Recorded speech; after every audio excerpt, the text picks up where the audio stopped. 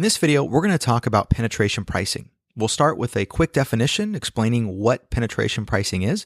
We'll walk through how it's incorporated in the market, and then we'll provide some examples to give you a little bit of a better understanding of how penetration pricing is incorporated in the market today. So for starters, let's talk about what penetration pricing is. Penetration pricing is a pricing strategy that involves setting a relatively low price initially for the purpose of increasing market share. And then what happens is we gradually increase prices over a period of time so that we are profitable. So this can be used in a number of different circumstances, but the commonality is that we're trying to gain market share and we're using price as the incentive for people to adopt and purchase our product or service.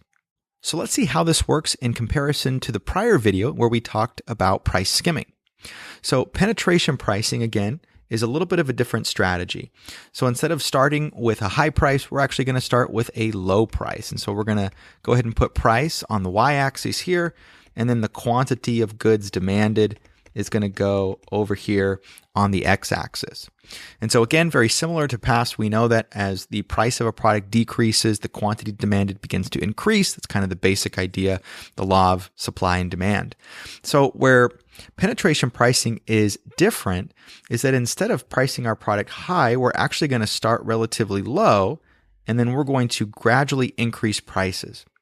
Now, price skimming, which we talked about in our prior video, involves establishing a higher price initially and then gradually lowering it over a period of time in order to skim different segments of the market so that we can kind of maintain profitability over a period of time. So that is generally how the idea of it works, is we're trying to expand our market share and then we're gradually going to increase prices over a period of time. So let me give you a couple of examples of companies that have utilized this to some degree so you can kind of see how this plays out practically. One of the more common examples is really any kind of internet phone provider, television provider, everything from Comcast Xfinity to AT&T Uverse utilizes some form of penetration pricing. And the reason that exists is generally because they want to expand their user base by offering that low introductory offer. And they generally have some kind of contract that you sign in order to lock in that rate for a period of time.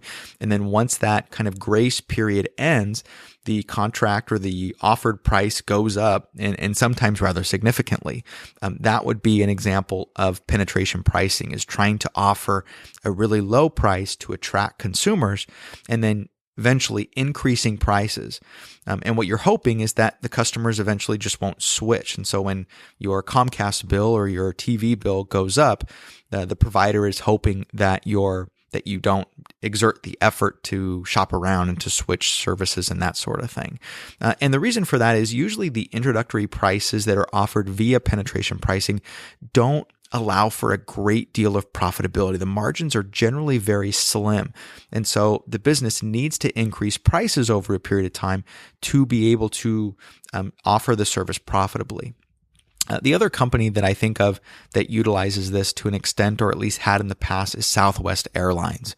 And when they were first entering the market, they offered a very, very low price point. You purchased a ticket. That ticket did not guarantee you an exact seat on the plane. It just guaranteed you a seat on the plane. So it was kind of a first come, first serve. It was really a no frills kind of airliner, but they got by in the market because no other airliner wanted to compete with them. Nobody was willing to lower prices that much. You simply couldn't make any money. And so they were able to carve out a little bit of a niche simply because nobody wanted to lower their prices to compete with them. So they were allowed to operate kind of unfettered for a period of time. Now we know that they still offer some low prices, but generally speaking, they have a little bit of a higher price point compared to previously, simply to have some level of profitability. So again, just to summarize as we finish up this video, penetration pricing is all about having a low price point so that we can expand market share and then gradually begin to increase prices over a period of time.